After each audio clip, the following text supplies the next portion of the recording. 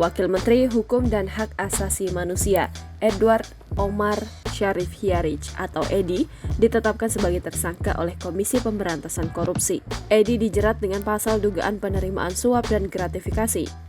Pada penetapan tersangka Wamenkumham, benar itu sudah kami tanda tangani sekitar 2 minggu yang lalu, kata Wakil Ketua KPK Alexander Marwata, Kamis 9 November 2023. Perkara dugaan korupsi yang menjerat Edi ini berawal dari laporan Ketua Indonesia Police Watch, Sugeng Teguh Santoso, terkait dugaan penerimaan gratifikasi 7 miliar rupiah pada 14 Maret 2023. Edi diduga menerima gratifikasi 7 miliar rupiah dari pengusaha bernama Helmut Hermawan yang meminta konsultasi hukum kepada Edi. Selain Edi, ada 3 tersangka lain yang ditetapkan tersangka oleh KPK.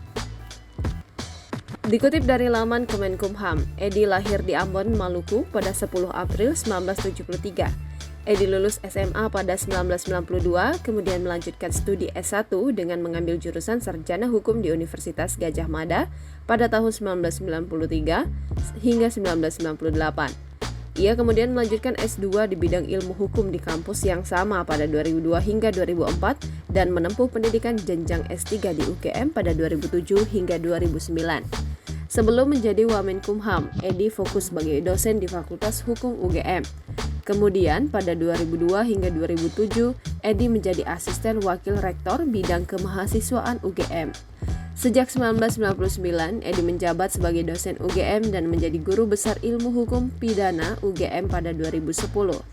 Jabatan Wamenkumham diembannya sejak dilantik Presiden Jokowi pada 23 Desember 2020.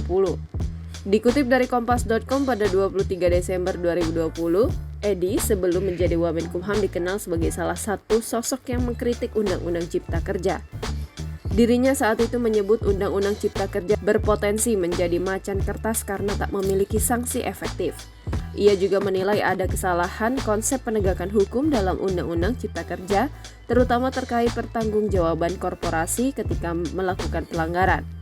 Menurutnya, dalam undang-undang itu, pertanggungjawaban korporasi berada dalam konteks administrasi atau perdata.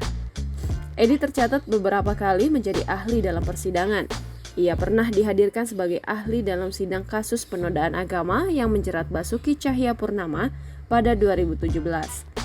Namun, kehadiran Edi pada saat itu sempat menimbulkan persoalan yang membuat jaksa penuntut umum menolak kesaksian Edi. Pasalnya, Edi sempat menghubungi jaksa dan menyatakan bahwa dirinya akan diajukan sebagai saksi ahli oleh penasihat hukum jika jaksa tak menghadirkannya sebagai ahli. Nama Edi juga sempat menjadi perbincangan ketika ia menjadi ahli dalam sidang perselisihan hasil Pilpres 2019 di Mahkamah Konstitusi. Saat itu, Edi dihadirkan sebagai ahli oleh pasangan Capres dan Cawapres nomor urut 1 Joko Widodo Ma'ruf Amin. Dalam sidang tersebut, kredibilitas Edi sempat dipertanyakan Bambang Wijoyanto yang saat itu menjadi ketua tim hukum pasangan Prabowo Subianto Sandiaga Uno. Ketika itu Bambang menanyakan berapa banyak buku dan jurnal internasional yang ditulis Edi terkait persoalan pemilu. Sosok Edi juga pernah menjadi ahli dalam sidang kasus kematian Wayan Mirna Salihin yang juga dikenal sebagai kasus kopi sianida. Pada 25 Agustus 2016, saat itu Edi mengatakan pembuktian hukum dalam perkara pidana tidak memerlukan bukti langsung atau direct evidence. Download Tribun X sekarang, menghadirkan lokal menjadi Indonesia.